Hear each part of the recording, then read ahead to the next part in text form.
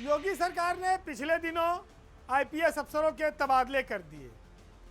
इन तबादलों में दो नाम ऐसे हैं जो काफ़ी खास हैं और कहा जाए तो एक को सज़ा मिली, एक को इनाम मिला। हालांकि दोनों की कार्रवाई जायज़ है। बात सबसे पहले मेरठ के एसएसपी और संभल के एसपी इन दोनों की। एक अविनाश पांडे हैं और एक कृष्ण कुमार बिश्नोई हैं। वैसे तो देखिए, जब कोई आईपीएस अफसर बन जाता है तो वर्दी का रौब उसके ऊपर अपने आप आ जाता है।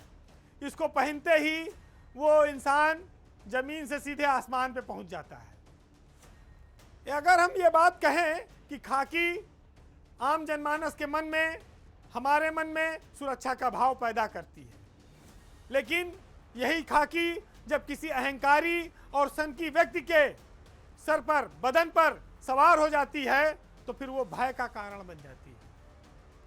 आज सबसे पहले भय की चर्चा में मेरठ के कप्तान अविनाश पांडे की बात, जिन्होंने खाकी पहनकर गुंडागर्दी की और कहा जाए बर्बरता की कई सारे मिसालें कायम कर दी है। एसएसपी अविनाश पांडे दलित युवकों पर अत्याचार और हैवानियत की हदें पार करने के लिए इस समय कुख्यात हैं।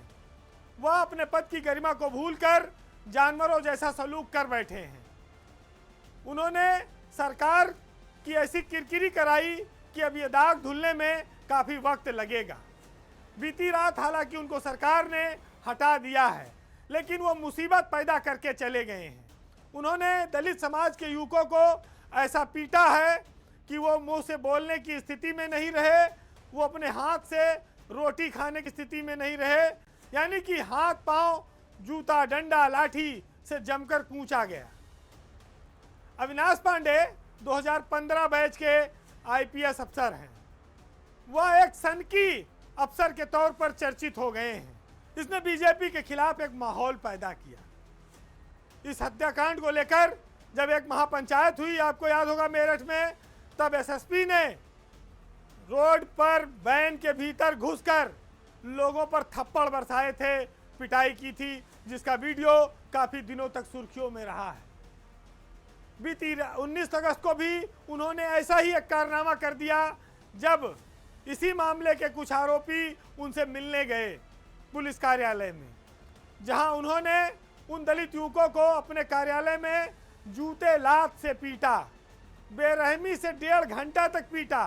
फिर जब पेट नहीं भरा तो एसओजी के हवाले करके सिविल लाइन थाने में 3rd डिग्री का टार्चर दिलवाया, यानी कि लाठियों से, बूटों से कुटाई हुई, उंगली पर, हाथ पर, पैर पर टांग टांग के लाठियां बरसाई गई।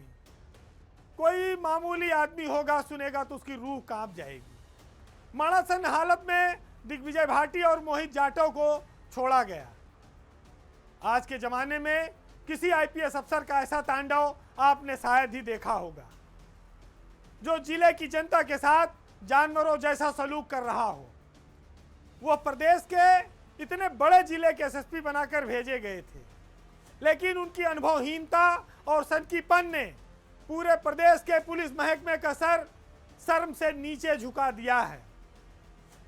अविनाश पांडे को सरकार क्या कार्रवाई करती है, इस पर सबकी निगाहें हैं।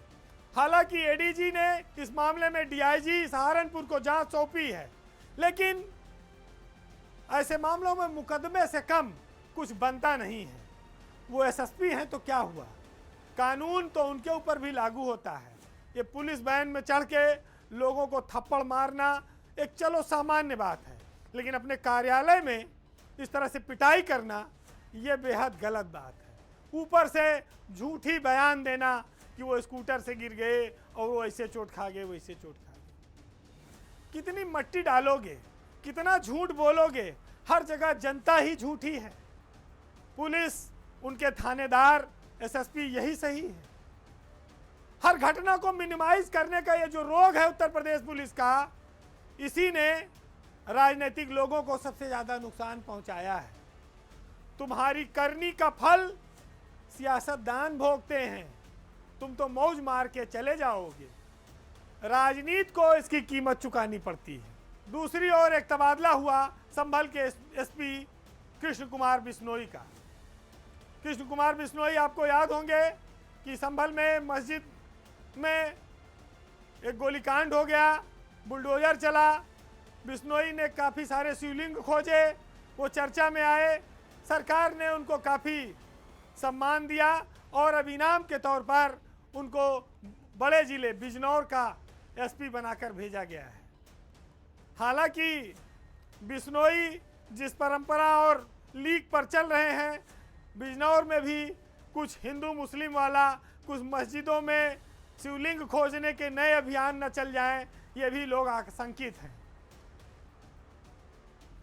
प्रशासन और पुलिस में जो उच्च पदों पर बैठे लोग हैं, उनको राजनीतिक रूप से इच्छाओं का ध्यान तो रखना पड़ता है, लेकिन इतना भी ध्यान न रखो कि आम जनमानस में ये बात चली जाए कि आपकी छवि तो दूसरी तरह की हो गई है।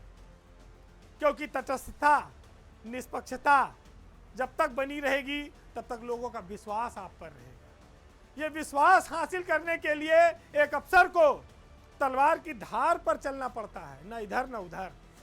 तब जिले के, प्रदेश के लाखों करोड़ों लोगों का भरोसा आप पर जगता है।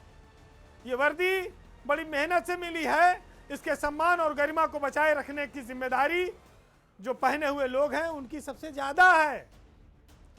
उनको इसलिए नहीं मिला कि आपको अगर किसी आदमी की कस्टडी मिल गई तो आप जानवर बन जाइए।